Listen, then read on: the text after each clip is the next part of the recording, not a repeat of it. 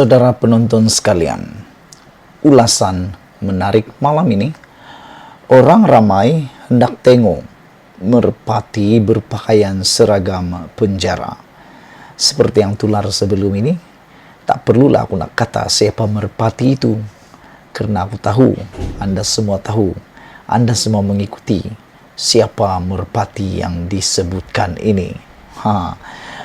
Orangnya adalah bosku. Kalau hendak diremehkan atau dijadikan bahan jenaka, kita boleh terima gelaran merpati yang didakwa diberikan kepada Najib Razak sebagai banduan penjara Kajang. Kalau benar codename itu telah diberikan kepadanya, ya logik.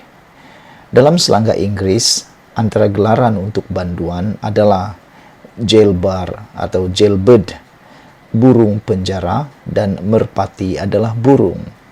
Cuma, banyak peserta media sosial berpendapat rujukan kepada merpati tidak sesuai dengan kedudukan Najib dan jenayah yang telah dilakukannya. Mereka kata gagak atau herring lebih tepat.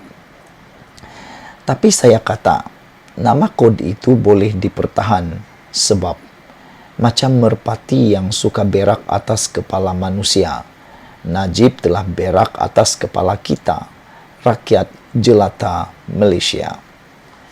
Yang jadi masalah adalah dakwaan dan bukti bahwa banduan merpati ini mendapat layanan yang berbeza daripada berpuluh ribu banduan lain. Beberapa hari saja selepas masuk penjara, merpati dihantar ke hospital rehabilitasi Ceras, kononnya untuk rawatan kesehatan. Logiknya, dia jalani rehabilitasi akhlak di penjara, macam burung-burung jail yang lain. Sekarang ini ada kira-kira 70.000 banduan dalam sistem penjara kita. Orang ramai hendak tengok merpati dilayan macam banduan lain. Hari ini banyak orang tidak percaya lagi kepada kenyataan menteri dan jabatan penjara, melainkan mereka nampak gambar Tuan Tulin merpati berpakaian seragam penjara. Tapi jangan pula cuba tipu dengan gambar Photoshop, sebab orang yang pakar boleh cam gambar OLED atau gambar Photoshop. Banduanlah, tak kira status mereka sebelum jadi banduan. Tapi jenayah seseorang banduan dan kesannya ke atas masyarakat berbeza. Misalnya, banduan yang bersalah melakukan perbuatan bestialisme dengan kambing, kesannya ke atas masyarakat hampir tidak ada. Tapi seorang Perdana Menteri yang menyeleweng berpuluh juta ringgit 2 tabung pencen kaki tangan awam meninggalkan kesan yang sangat buruk. Jadi, cukuplah kerajaan berlembut dan memberi layanan berbeza kepada merpati. Janganlah jadikan layanan berbeza kepada merpati sebagai duluan persen untuk bakal-bakal jailbird kelas kayangan yang lain. Manalah tahu, mereka pun akan mengikuti merpati ke penjara.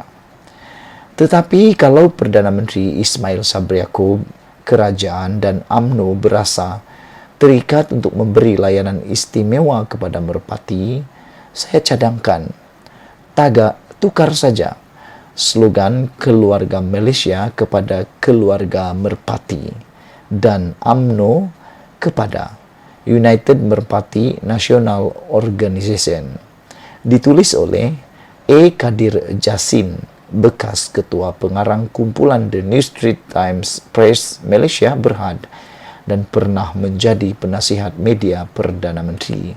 Artikel ini asalnya disiarkan di media sosial. Tulisan ini tidak semestinya mencerminkan pendirian Malaysia Kini dan Nazilin Unity Channel. Sekian dulu. Kita jumpa lagi. Jangan lupa tinggalkan komen Anda. Malaysia kita punya, kita juga sama-sama cintai Malaysiaku. Bye-bye. Rupa-rupanya terkini berita yang amat mengejutkan kita ialah apabila pemuda UMNO cabar Mahyadin tekan butang. Semua ini susulan daripada pernah berkali-kali sebelum ini yang mana Muhyiddin kata dia bila-bila waktu boleh tekan butang untuk menarik sokongan daripada Ismail Sabri. Oleh sebab itulah pemuda UMNO pada kali ini mencabar Mahyadin menekan butang. Persoalannya, beranikah Muhyiddin Yassin menekan butang bagi menarik sokongan terhadap Ismail Sabri Yaakob? Keadaan ekonomi hari ini jauh lebih baik daripada waktu beliau buat lockdown separa masak paling lama dan menggantung parlimen sewenangnya beberapa bulan. Jadi, siapa sebenarnya yang gagal urus ekonomi? Siapa Menteri Kanan Ekonomi merangkap Menteri MITI? Siapa Menteri Perancangan Ekonomi EPU? Dan siapa pengerusi Majlis Pemulihan Ekonomi? Bukankah semuanya termasuk Tan Sri daripada Parti Bunga? Sekali lagi, siapakah yang sebenarnya gagal?